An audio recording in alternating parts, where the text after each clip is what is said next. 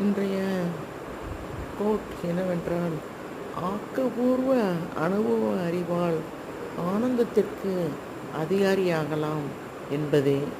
வாழ்க்கையில் நாம் செய்யும் செயல்கள் அனைவற்றிற்கும் ஒன்று அந்த செயல் நடக்கும், இல்லாவிட்டால் அந்த செயல் நடக்காது. அந்த செயல் நடந்தால் அதை வெற்றி என்று எடுத்துக்கொள்ள வேண்டும். அந்த செயல் நடக்காவிட்டால் அதை தோல்வி என்று எடுத்துக்கொள்ளாமல் அதை அனுபவம் என்று எடுத்துக்கொள்ள வேண்டும். அந்த அனுபவத்தை வைத்து நாம் அடுத்து ஆக்கப்பூர்வமாக சிந்தித்து செயல்பட வேண்டும். அவ்வாறு தோல்வி என்ற சொல்லையே நம் வாழ்க்கையில் நுழைய விடாமல் அதை அனுபவமாக மாற்றி ஆக்கப்பூர்வ அனுபவத்தை எடுத்துக்கொண்டால் நாம் ஆனந்தத்திற்கு அதிகாரியாகலாம்.